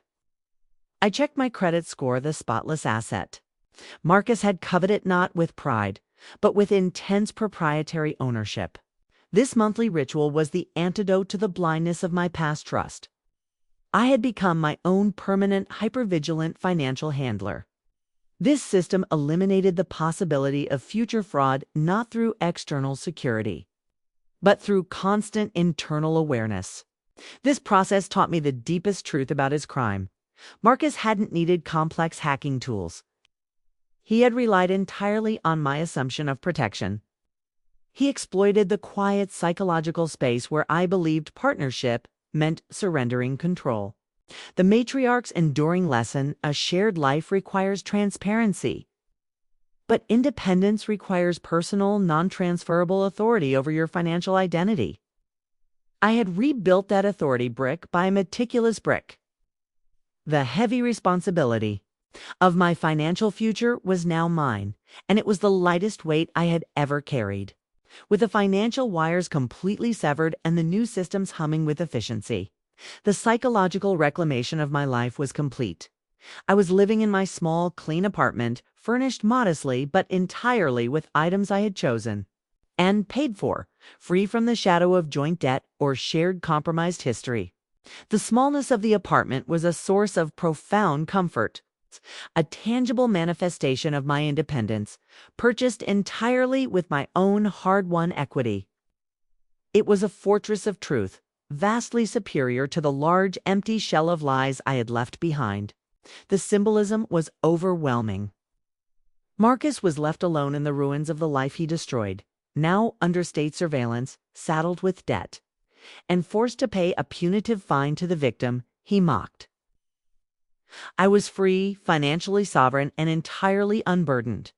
The emotional remnants of the divorce, the residual anger, the deep hurt were quickly dissipating, overshadowed by the overwhelming, proactive success of the legal and financial strategy. I had used my analytical mind to secure my freedom, proving that the most powerful revenge is simply a successful, flourishing, independent life. I began to focus on the proactive steps of self-investment, utilizing the financial clarity I had achieved. The restitution fund, the $10,000 that symbolized his defeat, was immediately earmarked for the pursuit of my personal goals, the goals he had always subtly undermined. He had discouraged me from taking classes, from traveling independently, and from pursuing interests that didn't center on him. Now, with the wires cut and the bank accounts secure, the world was wide open. I took the bold step of enrolling in a Spanish language course at a local community center. This wasn't merely a hobby. It was a deliberate act of self-expansion, a direct rejection of his confining vision of my capabilities. The classes were challenging, demanding focus and memory that had been dulled by the monotony of my previous life. But in that effort, I found a renewed, vibrant sense of self. I was growing, evolving, and building bridges to a future entirely separate from the constraints of the past. This process of meticulous self-reclamation, the financial audit, professional push, the intellectual curiosity marked the true beginning of Layla Vance's new life. I wasn't just surviving. I was thriving, building a fortress of competence and independence that was entirely self-supported. The $130,000 equity was a physical representation of my successful past offense. But the ability to sit in a classroom, learning a new language and building a new future was the true measure of my victory. I had achieved absolute sovereignty, and I was finally ready to consider what a healthy, honest connection might look like, built on the foundations of mutual respect and financial vigilance. The time had come to truly step beyond betrayal. The moment the final wire transfer of the restitution landed in my account, sealing the criminal case, the relief was profound. But true liberation, I knew, was not found in the court decree. It was found in the absolute, meticulous severing of every hidden financial thread that Marcus had ever controlled. He had leveraged my trust and monitored my assets for years, hiding behind the guise of the attentive husband. Now, with the legal war won, the final crucial battle was one of financial hygiene, a full-scale surgical operation to erase his console, erase his access, preempt his knowledge, and establish my identity as an independent, unbreachable fortress. This was not a task for my lawyer. This was a personal mandate, a sacred ritual of self-governance. I dedicated the first week after the divorce to what I called the grand financial audit, a forensic deep dive into every corner of my past financial life, fueled by the cold energy of sustained focus. I approached the task not as a victim, but as a seasoned corporate auditor reviewing the books of a known fraudulent entity. I knew Marcus's methods, and I was going to systematically close every single loophole he had exploited. The first step was the cancellation and reissuance of every piece of plastic. The credit cards we had jointly held were annihilated, reported as compromised, and new solution cards were applied for. The old debit card he had routinely borrowed and managed was shredded, and new accounts were opened at a completely different banking institution, in a different part of the city, ensuring no old relationships or personnel could be exploited. This was financial scorched earth. Every pass pin, every shared password, every security question that had been compromised by his presence was obliterated and replaced with complex, unique, and entirely private encryptions. The security questions themselves were a painful reminder of the intimacy he had poisoned. What was your mother's maiden name? What was the name of your first pet? Questions, he knew. Questions that represented a shared history he had weaponized. I replaced these with entirely arbitrary, starry, non-personal answers that only Layla the auditor would ever remember, locking him out of my digital identity forever. The act of changing the password on my direct deposit portal felt especially cathartic. For years, my paycheck, the fruit of my labor, had flowed instantly into a joint funnel he oversaw. Now, the stream was diverted directly into my new sole access account. That simple click of the mouse was the true signature of my independence. The most time-consuming task was the meticulous audit of all utility and automated billing. Marcus had controlled the entire domestic flow: the electric bill, the internet service, the gas account, claiming it was to spare me the hassle. In reality, it was a subtle form of surveillance, ensuring he saw the full spectrum of our expenditures and preventing me from noticing any anomalies. I spent 3 full days on the phone, transferring all billing to my new address and new bank account, demanding confirmation in writing that Marcus Vance was permanently removed as an authorized user, contact, or billing recipient. The Matriarch's lesson in this: financial independence is proven by the lack of dependency on any third party tied to your past.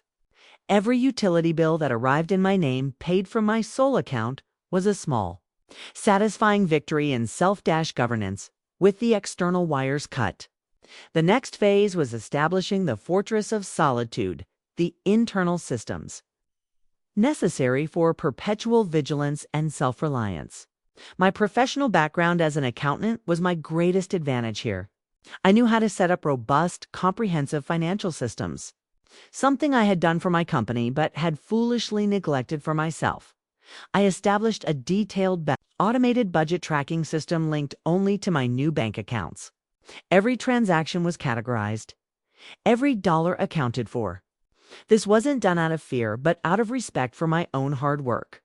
I implemented a 3-tier savings system: one fund for immediate living expenses, one for long-term investments funded by the $130,000 equity, and one for discretionary travel and self-improvement, the $10,000 restitution fund. This structure ensured that every dollar had a purpose, a future, and a narrative entirely independent of Marcus. The act of setting up my own systems was a continuous, profound emotional affirmation. For 8 years, Marcus had fostered an environment where I was financially capable professionally, but domestically dependent.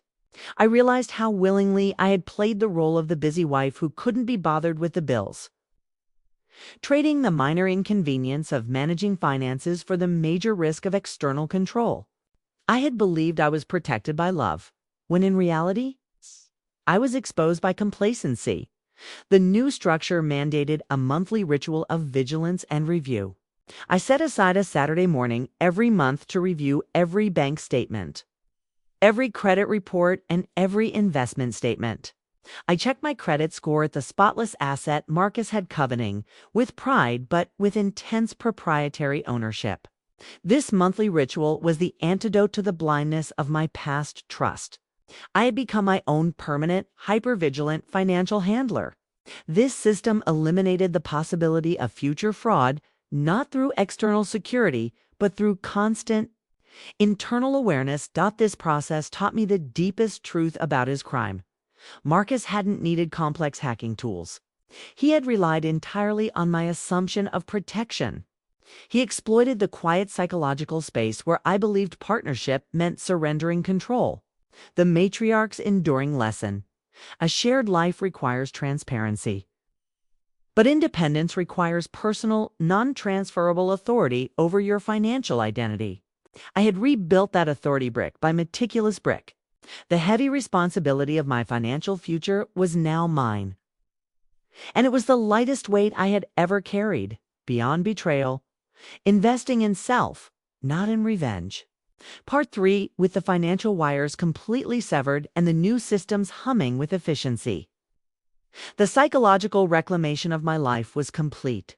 I was living in my small, clean apartment, furnished modestly, but entirely with items I had chosen and paid for.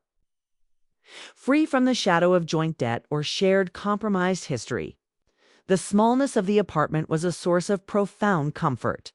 A tangible manifestation of my independence, purchased entirely with my own hard-won equity. It was a fortress of truth, vastly superior to the large, empty shell of lies I had left behind. The symbolism was overwhelming.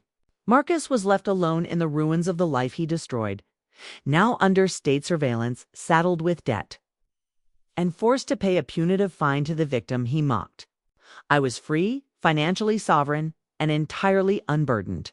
The emotional remnants of the divorce, the residual anger, the deep hurt were quickly dissipating, overshadowed by the overwhelming, proactive success of the legal and financial strategy. I had used my analytical mind to secure my freedom, proving that the most powerful revenge is simply a successful, flourishing, independent life.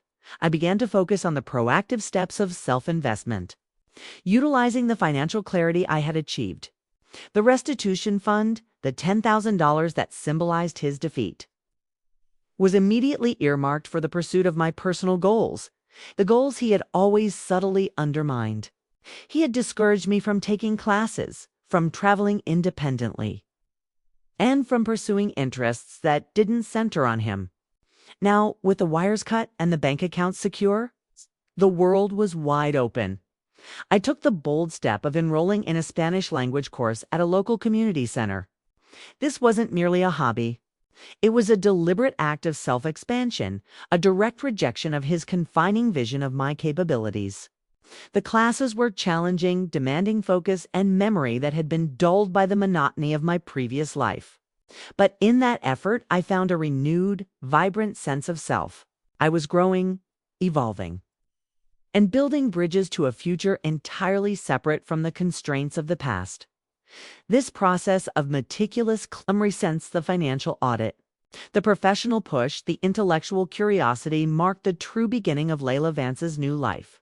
I wasn't just surviving. I was thriving, building a fortress of competence and independence that was entirely self-supported. The $130,000 equity was a physical representation of my successful past defense. But the ability to sit in a classroom, learning a new language and building a new future, was the true measure of my victory. I had achieved absolute sovereignty, and I was finally ready to consider what a healthy, honest connection might look like, built on the foundations of mutual respect and financial vigilance. My journey from the chilling discovery in the fitting room to the quiet, powerful sovereignty of my new life was defined by a single critical shift in perspective. I learned that the traditional measures of a successful relationship, often based on shared dependency and assumed trust, are fatally flawed. They are zero-sum equations that leave you exposed to betrayal. My victory over Marcus was not just a legal one. It was the creation of a new, uncompromising philosophy I call the 300% rule. This rule is the blueprint for a high-value partnership, based entirely on the principle that your self-worth must never be negotiable. It is built on 3 unassailable pillars of 100% commitment, adding up to the total uncompromised integrity necessary for a truly autonomous and powerful life. Marcus's betrayal was possible because I allowed those pillars to crumble. My future is secured because I rebuilt them in steel. The pillars of the 300% rule are: Pillar 1, 100%. Financial sovereignty. This is the foundational pillar. It means retaining absolute, non-transferable authority over your own income, credit, investments, and passwords. It is the refusal to ever delegate financial control, even to a trusted partner. Marcus exploited my professional competence by convincing me I was too tired for domestic management. I learned that convenience is the greatest risk to sovereignty. The practical application of this pillar is simple. Know your numbers better than anyone else does. Review every statement monthly. Maintain separate primary investment accounts. Keep your credit score impeccable and your financial knowledge current. Your professional title or paycheck size is irrelevant if your financial existence is governed by another person's whim. My annulment of the $45,000 debt was only possible because I swiftly identified his forgery. Capacity for vigilance I had almost sacrificed. Sovereignty is the antidote to financial abuse. Pillar 2. 100% emotional transparency and honesty. This pillar demands absolute clarity about intentions and boundaries from both partners. It requires eliminating the toxic ambiguities that allow deceit to thrive. Marcus relied on the emotional opacity of our marriage, the silent resentment, the vague excuses, the unspoken fears. A high-value partnership thrives on the opposite: explicit, honest communication about difficulties, goals, and needs. The failure of my past was accepting the illusion of communication. A true partner does not use silence or vague promises to manage conflict. They confront issues with honesty. The moment Marcus chose to lie about his debts instead of communicating his fear, the pillar collapsed. Transparency is not just about sharing bank accounts. It is about sharing the vulnerability of your truth. A 100% commitment to honesty means rejecting the lie, no matter how small or how convenient.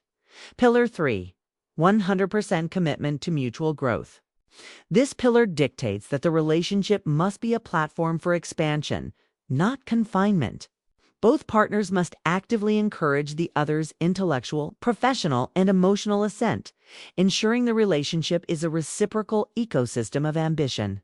Marcus consistently dismissed my hobbies and marginalized my professional success, subtly attempting to limit my world to his convenience.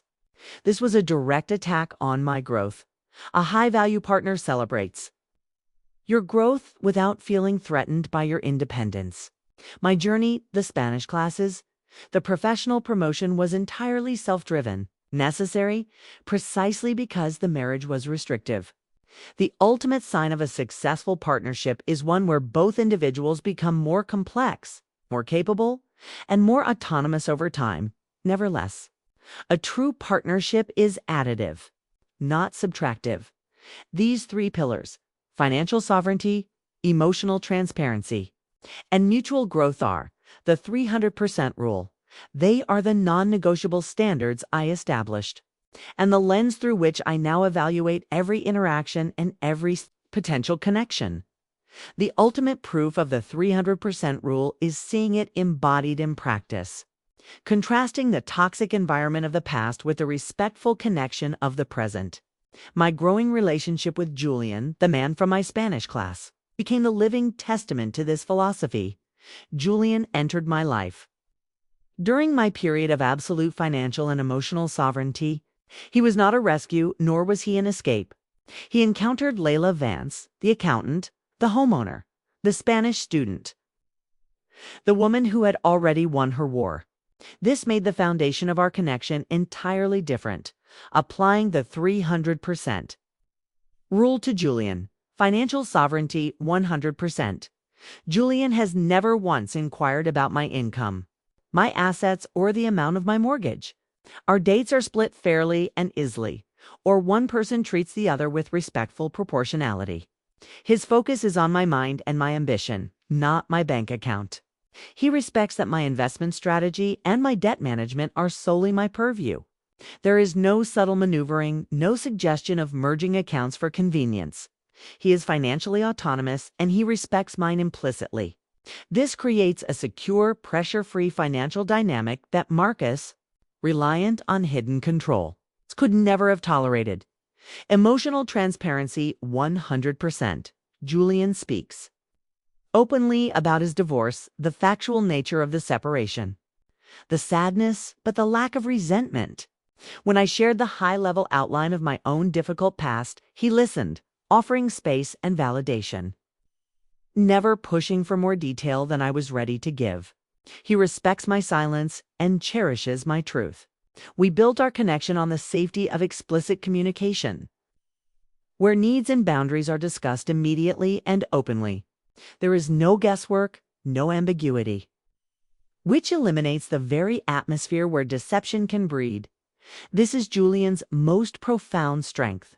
He is actively invested in his own expansion, the Spanish, his travel plans, and actively encourages mine.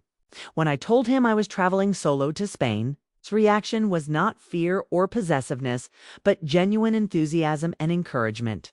He celebrates my promotion and discusses my investment ideas seriously, treating me as an intellectual equal and a valuable strategic partner. He is not threatened by my success. He is motivated by it.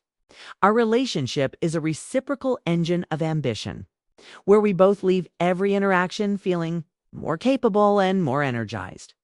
The application of the 300% rule meant that even as our relationship deepened, I maintained my fortress. My credit remained mine. My passwords remained private. My financial discipline remained absolute. This vigilance is not a mark of distrust. It is a mark of self-respect.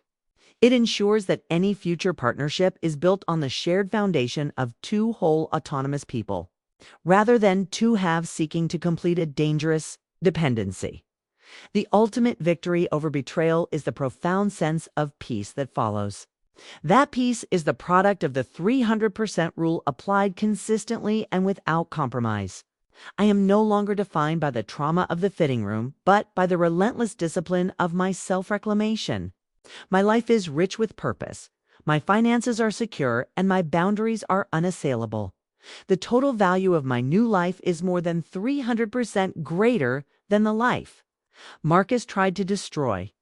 The old life was defined by 0% financial control, 0% emotional truth, 0% personal growth. The new life, built on the principles of sovereignty and transparency, is an unassailable fortress.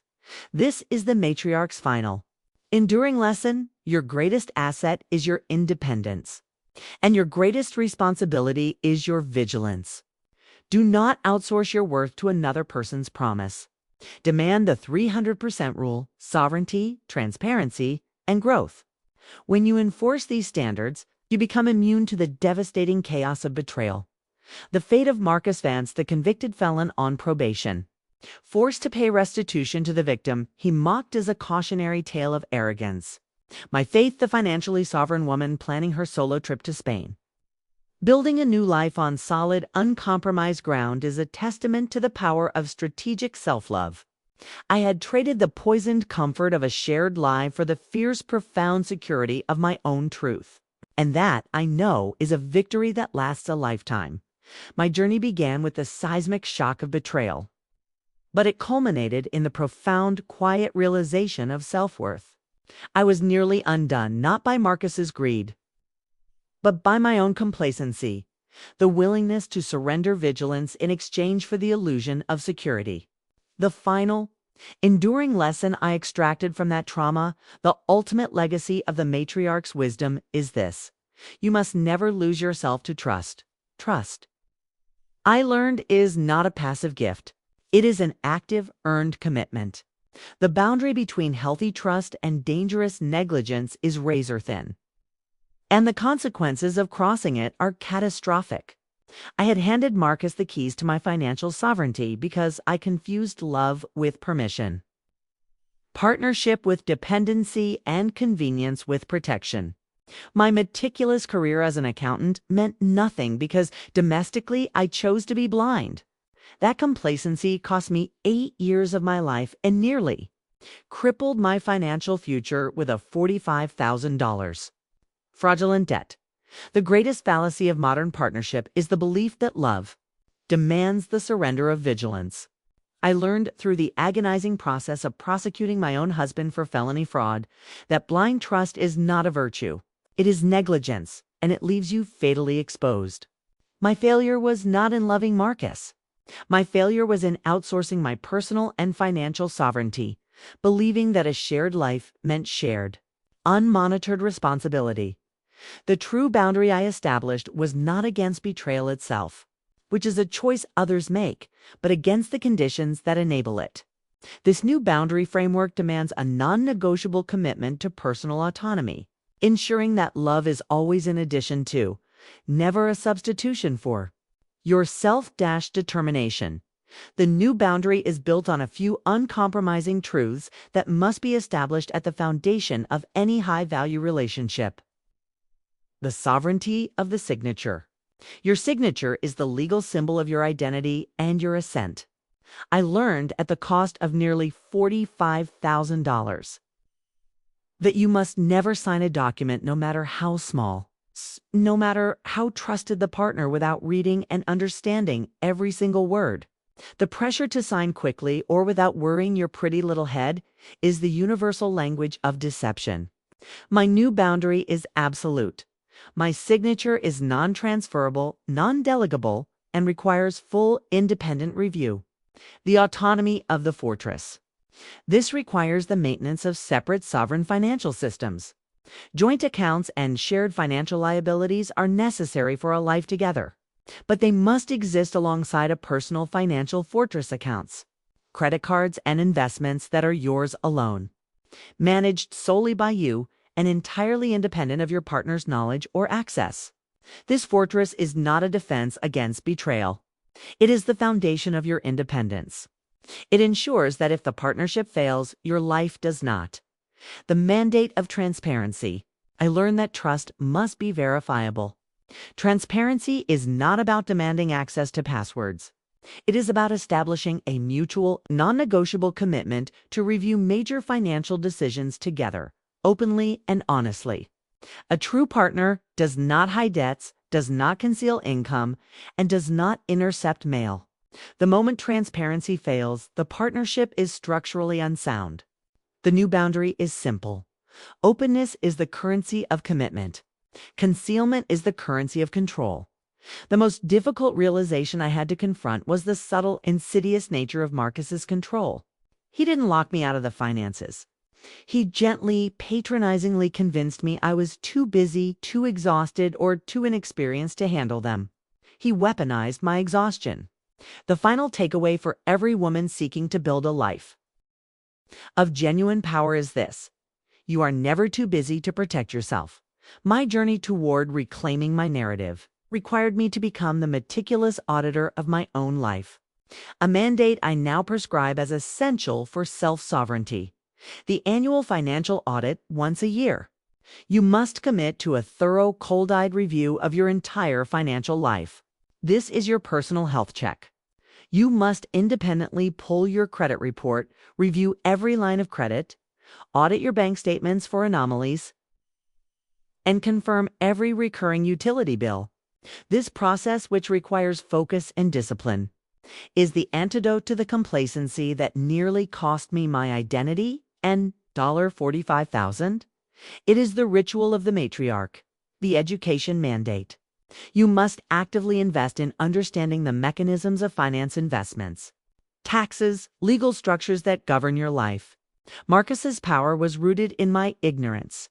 My freedom was secured by my willingness to learn, to ask tough questions, and to engage professional counsel where necessary.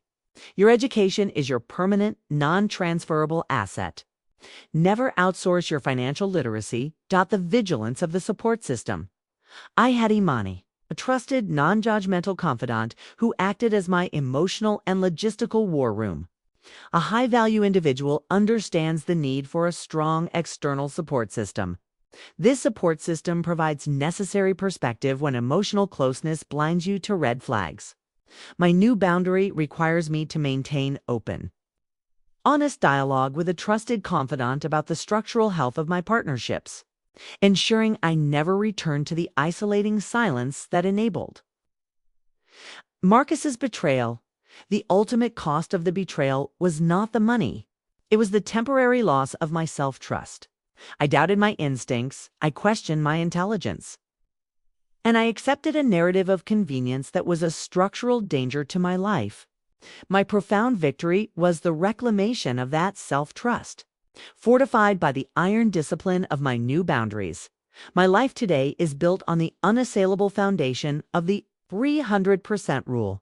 I am financially autonomous, emotionally transparent, and fiercely committed to my own growth. I am walking my path with Julian, a partner who respects my fortress and celebrates my autonomy, proving that high-value relationships are possible. When you refuse to negotiate your worth, the saga that began with a whispered lie in a fitting room has culminated not in tragedy, but in a mandate for empowerment. The $130,000 equity and the $10,000 restitution were not just cash payments. They were the concrete proof that the relentless pursuit of justice and the unyielding commitment to self-sovereignty yield absolute victory to every listener who finds themselves in a place of doubt, exhaustion, or fear. Remember this: your peace is your priority. Your vigilance is your defense, and your autonomy is your greatest asset. Never allow the comfort of a relationship to lull you into surrendering the control of your own life. The final act of self-love is the unwavering defense of your worth. Demand the 300% rule. Build your fortress. Maintain your vigilance. And when you are ready to love, do so from a place of uncompromised strength. That is the final enduring truth of the Matriarch's will.